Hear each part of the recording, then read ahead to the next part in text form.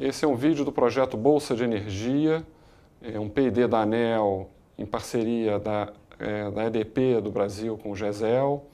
Nós vamos falar sobre mecanismos de conciliação de diferenças nos mercados elétricos. Em primeiro lugar, a gente vai ver por que existem mecanismos de conciliação de diferenças. Os mercados de commodities normais, de trigo, de milho, de café, eles não têm mecanismos de conciliação de diferença. Eles não precisam desses mecanismos porque esses mercados, por exemplo, uma bolsa de commodities, ela essencialmente trabalha em cima de estoques. Os contratos, por exemplo, contratos futuros, são contratos que envolvem a entrega física da commodity no final, no prazo de vencimento do contrato. Então, por exemplo, um contrato de milho, no vencimento, quem comprou vai ter um papel dizendo que ele é dono de um estoque de milho, de uma certa quantidade de milho, num estoque certificado pela Bolsa de Commodities. Nem todos os contratos são assim, alguns contratos de commodities são financeiros, mas os que envolvem entrega física de mercadoria, como café, etanol, milho, soja, no final você tem a mercadoria, quem vende um contrato lastreado em mercadoria e essa é a garantia do contrato. Existem também contratos financeiros onde a garantia costuma ser financeira. No caso específico dos mercados elétricos, você está entregando uma commodity, mas não é possível trabalhar com garantias com base de estoques. Basicamente porque energia elétrica não se estoca.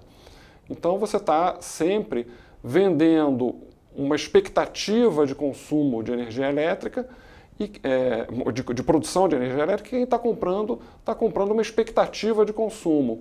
Na hora que se realiza o consumo e a produção, podem haver diferenças, e essas diferenças elas têm que ser conciliadas. Por exemplo, um gerador vendeu 100 MWh, mas por uma razão qualquer ele gerou 80.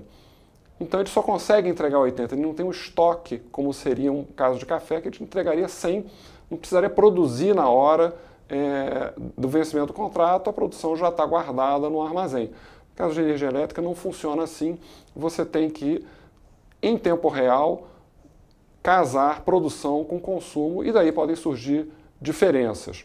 O mecanismo de conciliação de diferenças, o que ele faz? O operador do mercado, que no Brasil é a CCE, ele tem o registro de todos os contratos, que são válidos para lastrear a energia, e ele tem também um sistema de medições em tempo real, onde ele mede nos pontos de geração e nos pontos de consumo quanto foi consumido e gerado. Então, o operador do mercado ele faz, no caso do Brasil é mensalmente, a comparação é feita hora a hora, mas ele compara hora a hora, durante todo o mês, quanto cada agente tinha de energia contratada e quanto ele gerou ou consumiu conforme o caso. Disso vão surgir as diferenças que são valoradas, no caso brasileiro, ao preço de liquidação de diferenças. Então é feita uma contabilização no início do mês seguinte, né? Então em novembro é feita uma contabilização no início de dezembro, as diferenças são apuradas hora a hora, valoradas ao preço de liquidação de diferenças e surge um saldo a pagar ou a receber de cada agente. Bom, os mercados de energia todos têm mecanismos de conciliação de diferença, mas os mercados de energia baseados em bolsa física de energia funcionam diferente de mercados que, como o brasileiro, têm contratos financeiros, né? Então, os mercados brasileiros, os mercados de energia baseados em bolsa física, você tem uma compra e venda de energia física. Normalmente esses mercados são estruturados, há diferenças, né, há variantes, mas são estruturados em cima de um mercado do dia seguinte. É feito um leilão entre geração e consumo. A geração e o consumo declaram a capacidade de geração e a necessidade de energia para consumo no dia seguinte em intervalos de 1 hora, de meia hora, de 15 minutos. É feito um leilão onde se decide hora a hora, ou de meia hora em meia hora, qual vai ser a geração, qual vai ser o consumo, se marca o preço, e isso dá o despacho ideal do sistema. O sistema é contratado no curto prazo com a previsão, a melhor previsão dos agentes para a sua geração no dia seguinte e para o seu consumo no dia seguinte. Esse tipo de mercado tende a gerar pequenas diferenças, as diferenças elas são residuais. Além do mercado diário, normalmente tem um mercado intradiário para se tem algum problema com as previsões de geração e de consumo durante o dia, os agentes podem ajustar suas posições, mas a ideia é que no dia seguinte você tenha uma boa aproximação do que vão ser os recursos disponíveis para geração e qual vai ser o consumo.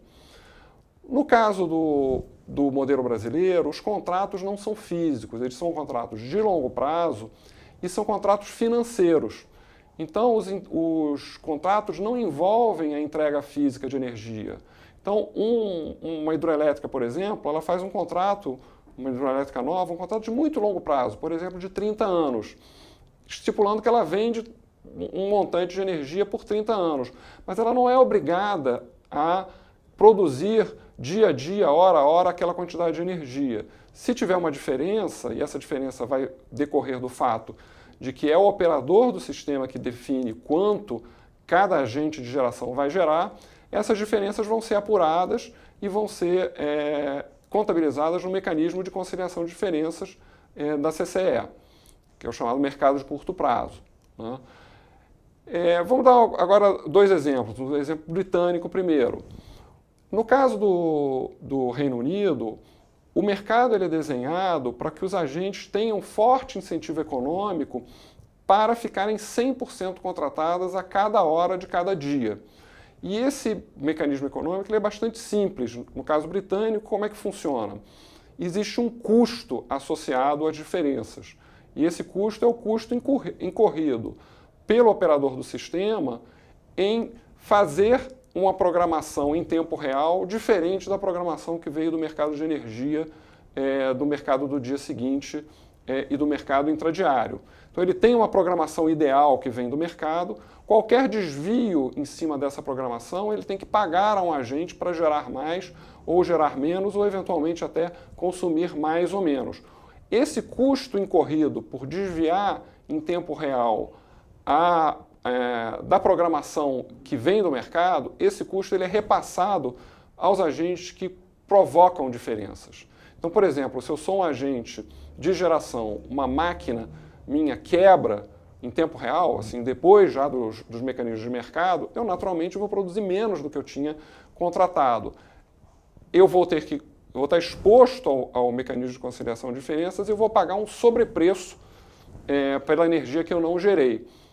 Por que isso? Porque se estima que esse é um fator que está sob controle do agente. O mesmo acontece com o consumidor. O consumidor achou que ia consumir 10, consumiu, na verdade, 14. Esses 4 eles vão ter um sobrepreço que equivale ao custo das diferenças para o operador do sistema.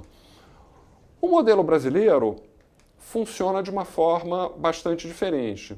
No mercado brasileiro, como você tem contratos financeiros de longo prazo, que não envolvem a entrega física da energia, e o operador do sistema é quem faz o despacho, ele que faz tanto o despacho ideal como o despacho em tempo real, é normal que tenham diferenças, e essas diferenças vão ser muito grandes potencialmente. Por exemplo, se tem uma seca severa, as hidrelétricas economizam água por ordem do operador do sistema, e o operador, para compensar isso, despacha uma quantidade muito grande de termoelétricas. Isso vai gerar diferenças contra as hidroelétricas que vão ser liquidadas no mercado de curto prazo, no mecanismo de conciliação de diferenças da CCE. Então, funciona de uma forma muito diferente. No modelo britânico, minimiza as diferenças. No modelo brasileiro, as diferenças fazem parte do desenho do mercado. Pois bem, isso daí, que é considerado uma virtude do modelo brasileiro, também causou problemas. Nesse gráfico a gente vai ver o risco que o sistema corre quando você tem uma seca severa, como a gente teve nos últimos anos, final de 2012 até 2018. Repare primeiro, nessa primeira linha do gráfico, o volume de energia que é transacionado no mecanismo de conciliação de diferenças. No eixo do lado esquerdo, no eixo Y do lado esquerdo, vocês podem ver a quantidade de energia que é transacionada no mecanismo de conciliação de diferenças como porcentagem da geração total, em média de 12 meses. Então você vê que aí em torno de 10%, 12%, às vezes um pouco menos, às vezes um pouco mais, às vezes mais do que 14% da energia, ela é liquidada no mecanismo de conciliação de diferenças. Quando os preços estão baixos, os volumes financeiros não são expressivos, mas quando os preços sobem, os volumes são muito altos. Isso é o que a gente vai ver aqui nessa segunda linha. essa segunda linha mostra os preços médios no mercado de curto prazo da CCE em uma média móvel de 12 meses. Então reparem que até 2012 os preços eram muito baixos, você vê isso do lado direito, na faixa de R$100 ou menos em uma média de 12 meses. Quando começa a seca, no final de 2012, os preços começam a subir e eles sobem muito, até que nesse gráfico final de 2014 está na faixa de mais de R$700 por megawatt-hora. Isso gera um volume de recursos de curto prazo extremamente elevado girando na CCE. E é o que a gente vai ver nessa próxima tabela. Aqui você tem os anos de 2009 a 2014, o PLD médio de cada ano, o preço médio, você vê que até 2011 o preço era muito baixo, em 2012 já sobe para 143, em função sobretudo de outubro a dezembro, e ele sobe mais ainda em 2013 e 2014 com o avanço da crise hidrológica. Aqui você tem a energia física comercializada no mercado de curto prazo da CCE. São volumes normalmente muito altos, na faixa de 6.000 megamédio, 8.000, 7.000. E essa coluna a gente tem o valor da contabilização. A contabilização ela tem vários itens. O principal item de custo é o mercado de curto prazo da CCE. Tem outros também, tem cargos, tem vários itens. Mas o principal é o mercado de curto prazo da CCE. E aí você vê que a contabilização, que girava na faixa de 2 a 5 bi por ano até 2011, vai gerar 15 bi em 2013 e 43 bi em 2014, ou seja, uma exponencial de valores em função do aumento do preço médio do mercado. Você tem um outro custo de curto prazo que também atinge os agentes durante a crise hidrológica, que são os custos variáveis das termoelétricas contratadas por disponibilidade. Esse custo nem existia em 2009, é muito baixo até 2011, a gente tinha hidrologias favoráveis, sobe em 2012 basicamente em função do último trimestre do ano e sobe muito mais em 2013 e 2014, também tinham novas térmicas entrando em operação nesse momento.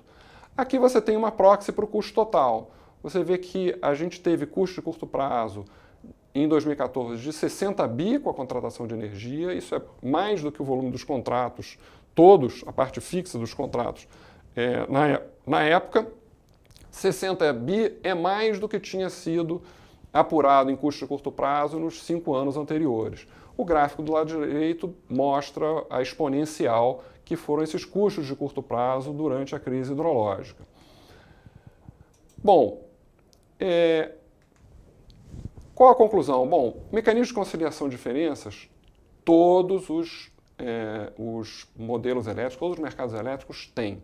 Isso é comum, faz parte da natureza da mercadoria que está sendo transacionada, que não pode ser estocado.